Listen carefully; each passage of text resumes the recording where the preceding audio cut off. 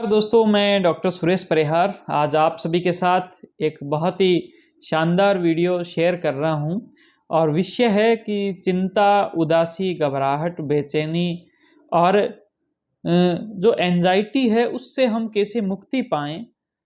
ये एक खास तरीका है, बहुत ही शानदार काम करता है और सीबीटी थेरेपी जो है उसका भी एक बहुत ही कोर सिद्धांत है। तो आप सभी के साथ में मैं ये शेयर करने जा रहा हूँ। आप इसको बहुत अच्छे से लास्ट तक समझना और अपनी जो समस्या है उसका कारण खोजने की कोशिश करना। जैसे ही आप कारण खोजते हो तो हम कारण पर काम करेंगे और उसके बाद में हम निवारण तक पहुँचेंगे। तो आइए शुरू करते हैं। दोस्तों, होता क्या है कि आप अपने जीवन के अंदर बहुत ही शानदार तरीके से आगे बढ़ते रहते हो। जीवन आगे बढ़ता है, वक्त आगे बढ़ता रहता है, रुकता नहीं है। लेकिन बहुत सी बार हमें जीवन में उतार चढ़ाव मिलते हैं और हमारा जो माइंड है वो नेगेटिविटी का शिकार हो जाता है। हमारा माइंड उदासी का शिकार हो जाता है, मन उदास रहने लग जाता है और मन के अंदर जो नकारात्मक विचार है वो रहने लग जाते हैं। ऐसी ही एक घटना एक महिला के साथ में हुई, जिनके साथ बहुत ही शानदार तरीके से सब कुछ ठीक था, लेकिन घर के अंदर कोई एक समस्या हो गई थी, कोई एक बहुत बड़ा लॉस हो गया था। और उसके बाद में वो उदासी में चलने लग गए। होता ये कि वो जैसे ही उदासी में चलने लग गए, जैसे भी वो घर के काम हो या फिर कहीं पर बाहर जाना हो, उनको बड़ा मुश्किल लगने लगा। हमेशा थका-थका सा उनका शरीर रहता और कुछ भी खाने की इच्छा नहीं होती। अगर उनको किसी रिश्तेदार के यहाँ पर बोले कि वहाँ पर एक फंक्शन है, कोई शादी है, आपको अटेंड करके आनी है, बड़ा ही मुश्किल रहता और अल्टीमेटली वो चिंता प्रधान जो विकार है, एंजाइटी डिसऑर्डर है, उसके शिकार हो गए। और उस शिकार होने के बाद में आने के बाद ये तरीका उनको बताया गया, उनकी काउंसलिंग की गई और उनके अंदर बहुत ही शानदार सुधार हुआ। तो उसका कारण क्या था? दोस्तों, कारण ये था कि वो महिला पहले बहुत ही शानदार सोचती थी, बहुत ही अच्छी सोचती थी।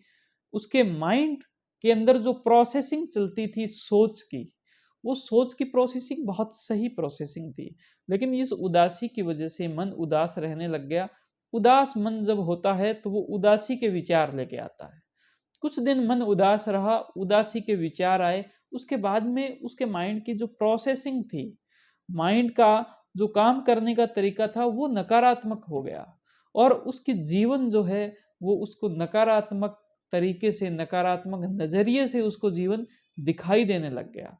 दोस्तों, उसके घर के अंदर अगर कोई खुशी भी आती तो भी उसका माइंड ये बोलता कि इस खुशी से क्या है? इस खुशी से क्या है जब हमारे जीवन में इतने सारे कष्ट हैं और हमारी तो किस्मत ही ऐसी है। आज कुछ अगर अच्छा हुआ तो भी क्या है, कल बहुत ही बुरा होगा।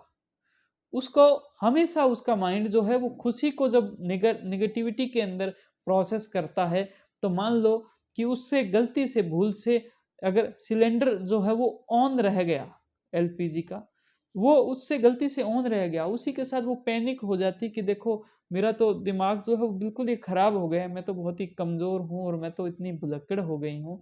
तो उसका माइंड हमेशा हर एक बात को वो गलत तरीके से करता है। अगर बच्चे को कोई चोट लग जाती तो उसको लगता है भी बहुत ही ज़्यादा, मतलब सब कुछ जो बुरा होना होता है वो हमारे साथ ही होना होता है। तो माइंड गलत तरीके से प्रोसेस कर रहा है। दोस्तों, इसका बहुत ही सिंपल वे के अंदर समाधान है।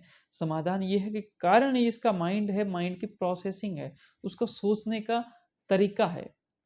तो माइंड को आप सही तरीके से सुचवाओ, माइंड को आप सही तरीके से सुचवाओ, माइंड को आप करेक्ट करवाओ, करेक्ट करवाओ। भले ये काम आप खुद कर सकते हो जो इस समस्या से पीड़ित हैं, या फिर उस उनके जो घर के जो सदस्य है वो कर सकते हैं।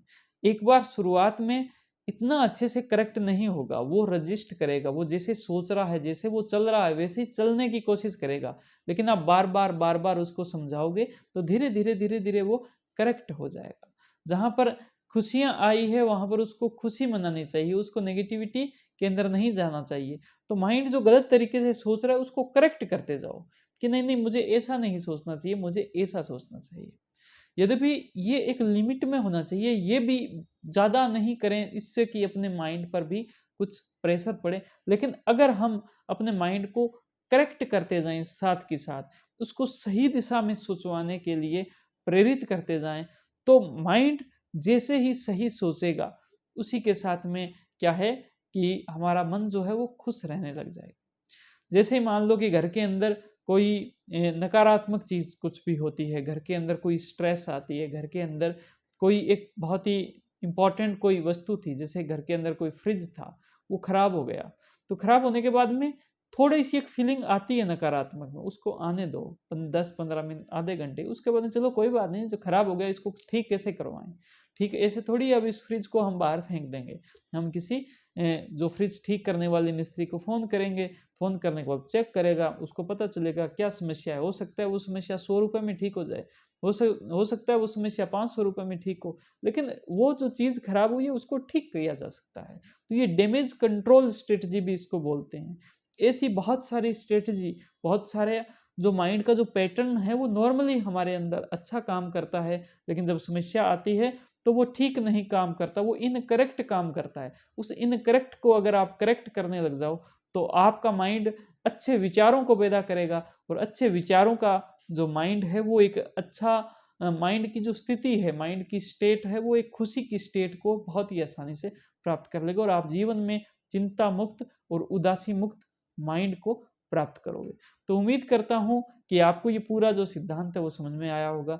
अगर आप सीबीटी थेरेपी का पूरा कोर्स चाहते हो तो वो हमारी वेबसाइट पर उपलब्ध है, और उसका लिंक इसी वीडियो के साथ में है।